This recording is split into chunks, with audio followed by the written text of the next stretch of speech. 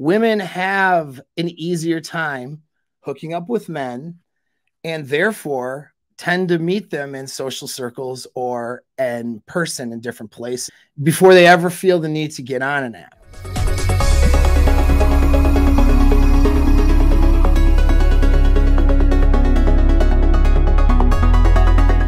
So how many women do you think are on apps?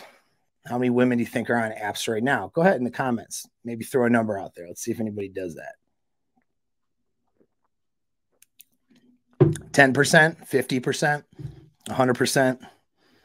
How many, women that are, above the age of 18, let's say below the age of 50. Okay, so the real number. Now, understand first before I even give that number. When we look at studies and research, you have to understand that they're looking at test samples, and different test samples can sometimes get you very, very different results. So we're going to look at trends and not take any of the numbers I throw out today as gospel or fact, because most of the studies that are done are smaller with smaller test samples. And so they're not giving the most accurate picture. I got to look at a series of studies to try to get a picture, which is, painful and difficult. Now, not only that, the test samples are skewed. So anyone who's ever taken graduate level statistics courses will understand this, all right? How you can skew your data very easily. So when you get data that's put out by like eHarmony, okay, or something, eHarmony has a vested interest to get you on their platforms to make money off of you. So they want to present that more people are on platforms, meeting people and having wonderful relationships than there actually are. The more people that they can present that are online, hooking up and meeting people, the better. And that goes not just for eHarmony, but Tinder and any of the other apps. So they have a vested interest in skewing the data. So when they do their data set and their data pools, they pool people that are on apps to ask them questions like, how many of you are actively on the app? Well, then they get a high number, of course, I mean, that would be, of course, right? I mean, it's like, obviously. That doesn't mean, though, that there's not a complete other data set pool of women that are attractive and not on the apps, right? They're not pulling that stuff. So I mean, the data is very skewed. If you see that it's put out by one of the companies that, makes money off of you getting on there to hook up with women, or some sort of social media site or whatever, you can't take that data very seriously, because they're going to skew the data. They're going to skew the pool that they're pulling through. They're doing online surveys. Well, who's going to get the online survey from eHarmony or wherever, right? The people that are on the damn site. So you see what I'm saying? So already we can just play with data and mess with your mind. Now I'm seeing high numbers. Some of them are people joking around, but some of them people are probably serious. I'm seeing high numbers here that are listed. This is great. No, I'm saying it's great because it's about to prove a point that's going to blow your mind out your skull, which is when I went and started looking for how many women are actually currently on apps. That was at the time they did the study. I got a range from different studies using different data pools, 3% to 7%. Okay. So let me say that again. How many women are on the apps right now? When you log into Tinder or whatever or Hinge or whatever your app of choice is right now, how many women that are dateable, single, available, how many are on that app, signed up, have an active account? 3% to 7%. What the F? Exactly. You've been lied to this whole time. Okay.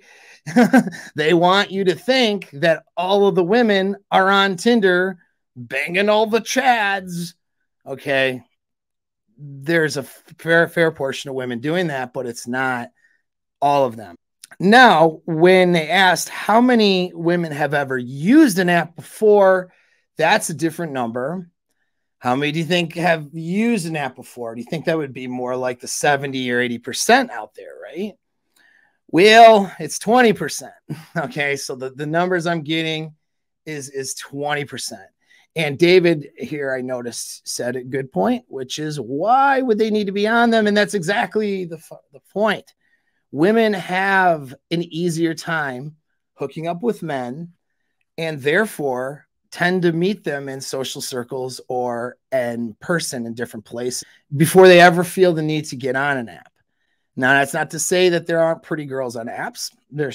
I was looking to see, I wanted to see if there were, what the percentages, if there was a way to figure that out. And I can't find anything to think that there's a disproportionate amount of attractive or unattractive people on apps that are women. So it seems like the skew, I mean, you can make arguments as to what it might be, but it seems like it's what, your top 10% of women.